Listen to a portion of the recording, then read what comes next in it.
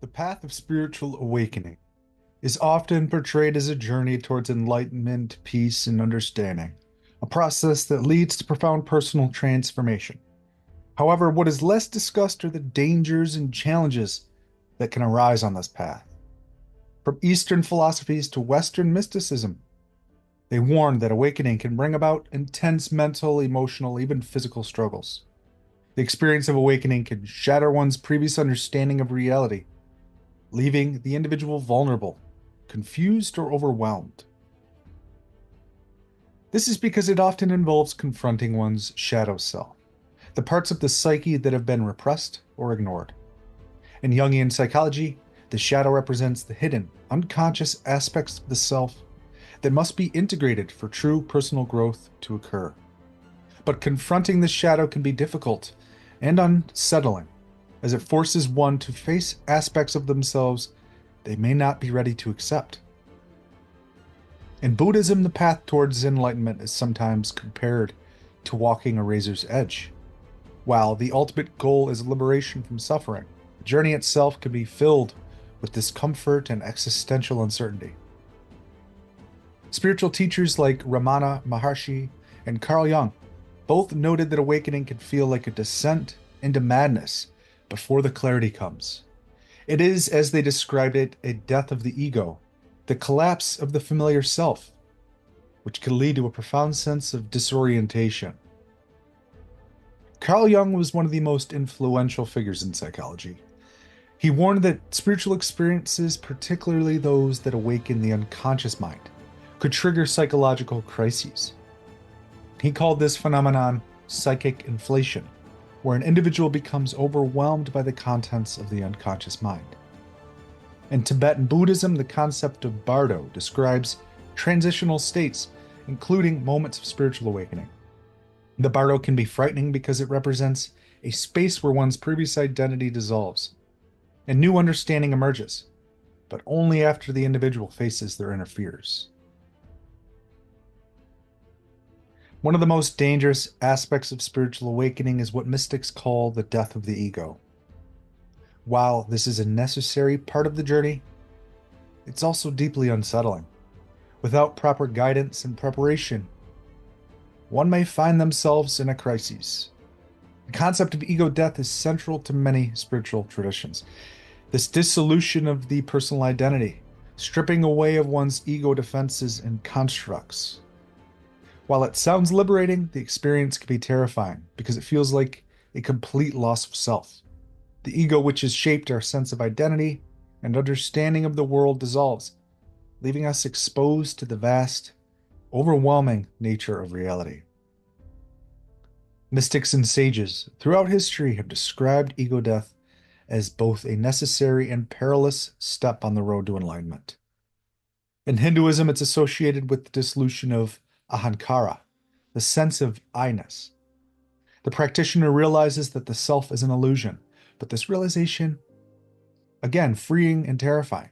The loss of ego can feel like a metaphorical death, triggering deep fear, anxiety, and disorientation.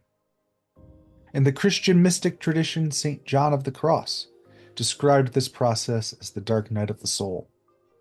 This spiritual crisis is marked by profound feelings of abandonment, confusion, and loss as the individual's old identity collapses. St. John warned that without proper spiritual guidance, this dark night could lead to despair, as individuals feel forsaken by both God and the world. The dark night, he suggested, is essential for purification, but the emotional toll it exacts can be overwhelming. This is why we must have a strong spiritual foundation. With the experience of ego death leading to these existential crises, possibly mental instability, and even episodes of psychosis, many caution that the ego, despite being illusory, plays a protective role, because when it dissolves, the floodgates of the unconscious open wide, exposing us to parts of ourselves we've long hidden. The shadow self, the repressed parts of our psyche, emerges, forcing us to confront our deepest fears, guilt, and desires. Yet it's essential for integration and healing. The shadow is made up of everything we have denied, repressed, or disowned. Facing it can evoke intense emotional responses, from guilt to rage, and can be psychologically destabilizing without proper tools for integration. The psychedelic experiences described by many who undergo ayahuasca or psilocybin ceremonies often mirror the experience of ego death, leading some to call these substances entheogens, tools for divine insight. However, without careful guidance, these can trigger extreme psychological distress or bad trips, where individuals confront their deepest traumas and fears.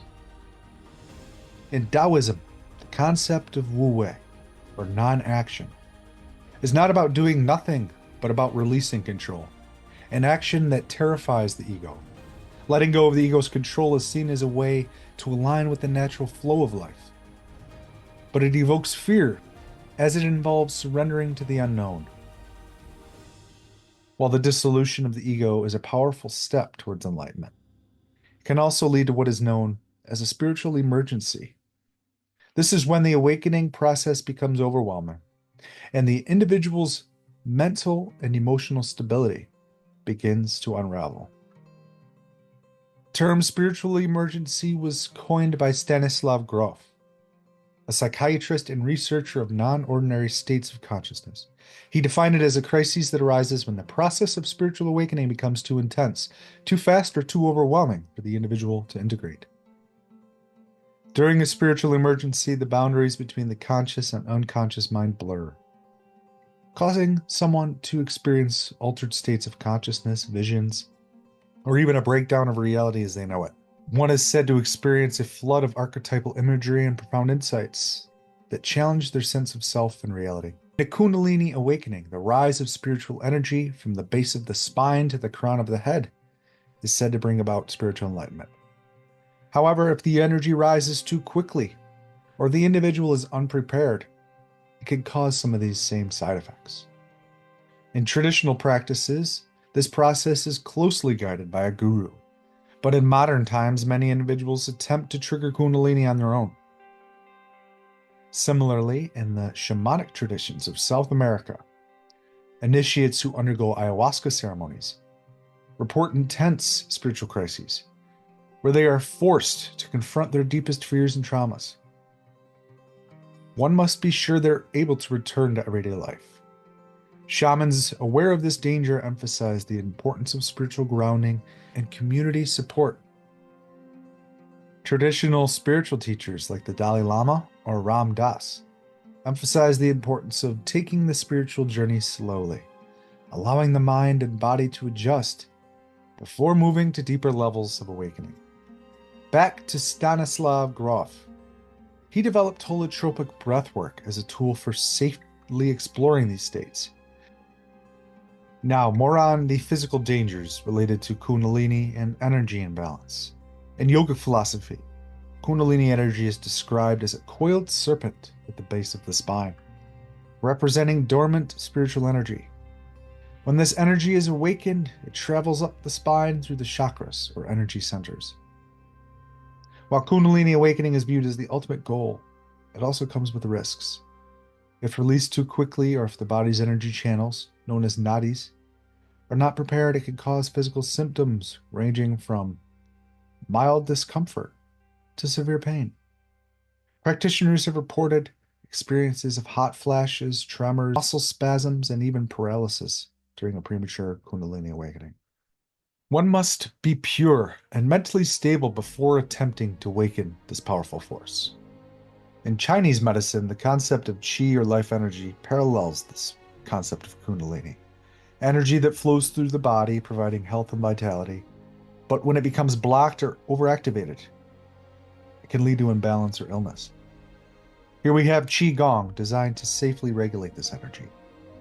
And in the Sufi tradition, they speak of spiritual energy through the concept of baraka, a form of divine grace. Sufi masters emphasize the importance of purification and mental clarity before allowing baraka to flow, recognizing the potential dangers. And there we have it, a profound and transformative journey, but not without its risks, from psychological crises like ego death to physical imbalances like Kundalini syndrome. The path to spiritual enlightenment is fraught with challenges. However, with proper guidance, patience, and a strong foundation, these dangers can be navigated safely. And there you have it. Humanfluence out.